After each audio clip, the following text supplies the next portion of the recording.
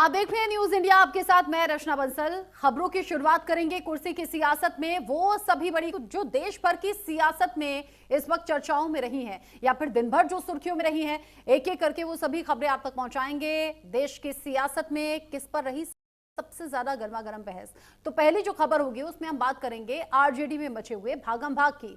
बिहार की सियासत अब सिर्फ बहस नहीं, सीधा युद्ध बन चुकी है।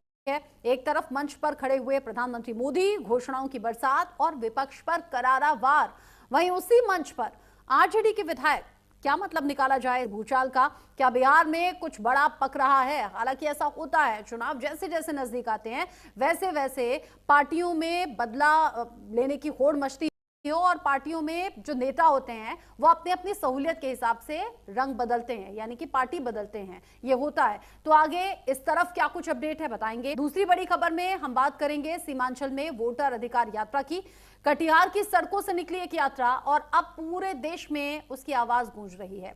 राहुल गांधी ने खुद तालाब में उतरकर मखाने की खेती सीखी, लेकिन असली सवाल यह है कि क्या ये यात्राएं सरकार की नींव हिलाने आ रही हैं या फिर विपक्ष फिर से गुम नजर आ रहा है। एक तरफ तो वोटर अधिकार यात्रा, वोटर्स को उनके अधिकार बताए जा रहे हैं, वोट कितना इंपॉर्टेंट है बताया जा रहा है, लेकिन लोगों का रिएक्शन इस यात्रा को लेकर क्या है या ये फीडबैक कैसा है, ये हम जानने समझने की कोशिश करेंगे।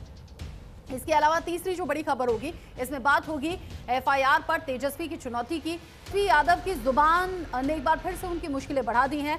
शाहजहांपुर से लेकर महाराष्ट्र तक एफआईआर की झड़ी लग गई है। आरोप है पीएम पर आपत्तिजनक टिप्पणी, लेकिन तेजस्वी बोले जुमला कहना अपराध है क्या?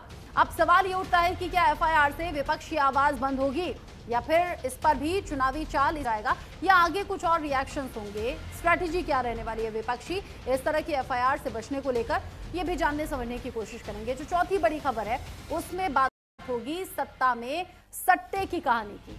12 करोड़ नगद, 6 करोड़ की ज्वेलरी, 10 किलो चांदी और दुबई से चलने वाला सट्टा रैकेट। कर्नाटक के विधायक केसी वीरेंद्र पर ईडी की रेड पड़ी है और खुला एक ऐसा जाल जो सिर्फ पैसा नहीं, पूरे राजनीतिक सिस्टम को हिला देने वाला है। क्या ये सिर्फ एक गेमिंग का मामला है या कोई और बहुत बड़ा खेल इसके पीछे है?